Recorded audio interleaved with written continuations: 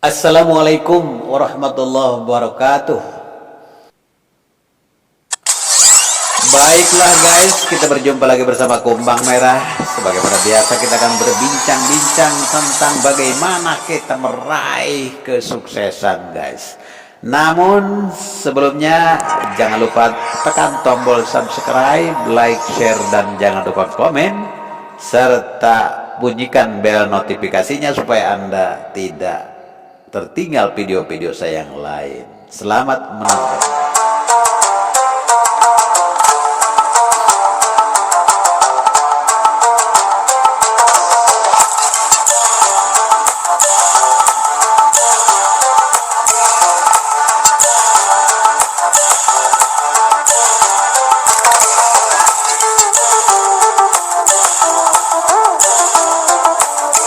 Tentunya ada syarat dan prasyarat yang harus kita penuhi sebelum kita melangkah menuju kesuksesan tersebut guys. Yang pertama-tama adalah bagaimana kita memperbaiki perasaan kita, sikap kita untuk mempersiapkan diri menjadi orang sukses guys. Kalau mental kita tidak siap, kalau hati kita tidak siap, maka di tengah jalan kita akan patah ya, kita akan berhenti. Sehingga sebelum mencapai keberhasilan, sebelum tuntas perjuangan kita, biasanya orang endingnya buruk. Hanya menghabiskan biaya, menghabiskan dana, menghabiskan energi, menghabiskan waktu, tetapi tidak berhasil. Ini kenapa? Karena dari awal startnya salah guys. Jadi tergantung start, kalau startnya baik, maka endingnya juga baik. Karena itu, sebelum kita melangkah, maka sebelum start kita perlu mempersiapkan mental kita, mempersiapkan hati kita, dan mengobati hati kita. Pada kesempatan ini kita akan fokus pada bagaimana mengobati hati guys. Cara mengobati hati kita itu adalah kita harus memandang sesuatu secara jujur, secara keseluruhan ya. Jangan parsial guys. Jangan melihat dari satu sisi. Contohnya ketika kita melihat seekor ayam, kita jangan melihat patuk ayam, jangan melihat bulu ayam, jangan melihat ceker ayam ya. Kalau kita melihat patuk ayam, maka ayam itu pasti tidak enak dimakan. Kalau kita melihat bulu ayam, maka ayam itu pasti gak enak. Melihat ceker ayam juga pasti pokoknya tidak menarik lah. Tetapi kalau kita melihat, membayangkan bahwa di dalam bulu ayam itu ada daging yang lezat, ada lagi yang enak, maka kita akan menghormati ayam itu, akan menghargai dan menilai ayam itu secara jujur ya. Jadi kita jangan melihat parsial, jangan hanya melihat satu sisi, jangan melihat sisi orang itu kita lihat lemahnya saja, lihat orang itu rendahnya aja. Di balik kelemahan orang itu, di balik kerendahan orang itu ada nilai-nilai positifnya guys. Jadi siapapun mereka, orang-orang yang di sekitar kita itu ada manfaat untuk kita, itu saja dulu. Jadi SDM atau sumber daya manusia itu ada di sekitar Anda guys. Makanya hargailah tukang batu, hargailah tukang kayu, hargailah mereka yang bekerja. Mungkin secara kasat mata mereka mengerjakan perbuatan kasar, tetapi berhakikatnya mereka mulia guys. Tidak ada tuh jalan tol yang lurus dan mulus kalau tidak ada tukang-tukang batu, tidak ada tukang-tukang yang bekerja di situ ya. Mereka yang kepanasan, kehujanan itu yang membangun jalan tol guys. Jadi hargai mereka itu. Ketika kita melihat orang itu lengkap ya, utuh, kita nilai positifnya, maka kita akan mendapatkan ketenangan batin. Kita tidak akan ada keraguan, tidak akan ketakutan. Jadi kita pede aja ya. Tetapi kalau kita melihat sisi buruknya aja, orang ini menakutkan, orang ini mencurigakan, orang ini perlu diwaspadai. Kita tidak akan bisa bergerak guys. Kita akan sempit, gerak kita akan sempit, kita tidak bisa kemana-mana. Kenapa? Karena hati kita rusak. Jadi kalau hati kita rusak, maka kita akan tidak bisa berbuat, tidak akan bisa bertindak ya. Kenapa? Kita takut ragu gitu. Jadi dari awal mental kita udah rusak, maka ketika kita mau langkah, bisa kita melangkah mungkin 1 langkah, 2 langkah, tapi di tengah-tengah kita biasanya berhenti ya. Banyak yang begitu.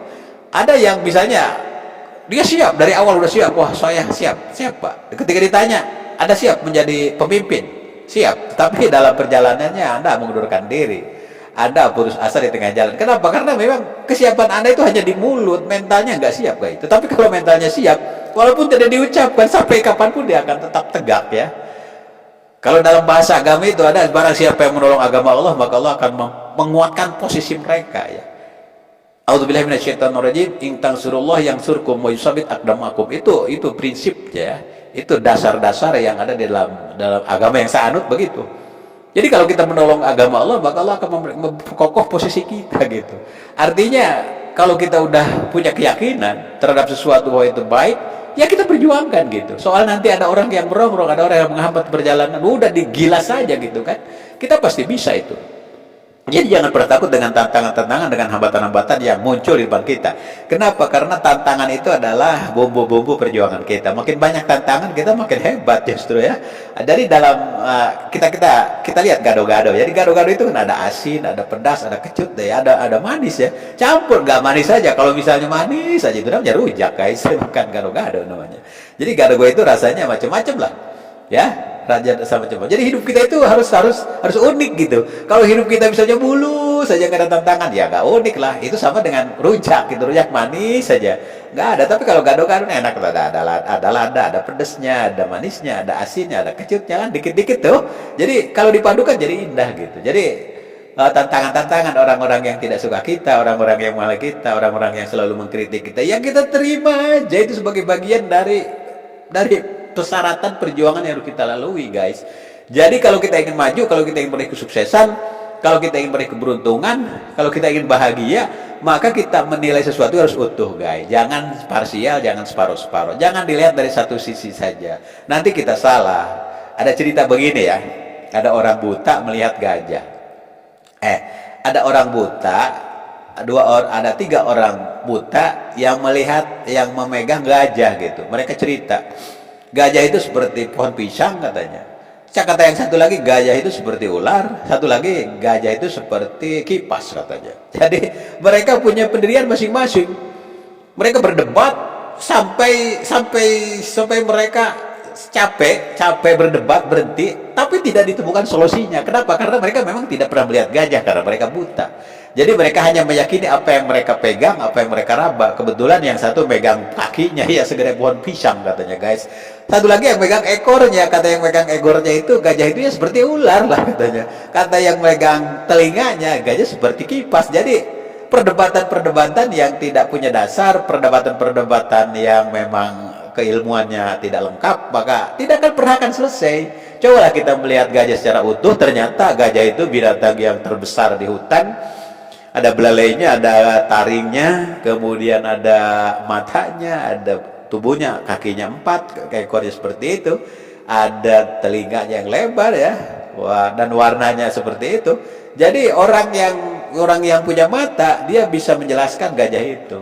Tetapi tidak perlu dimarahin, tidak perlu dibentak-bentak, tidak perlu disalahkan. Kenapa? Karena memang kemampuan mereka di situ, keilmuan mereka sampai situ aja. Kita hargai itu, guys. Jadi kita tidak bisa memaksakan orang lain untuk memahami apa yang kita jelaskan.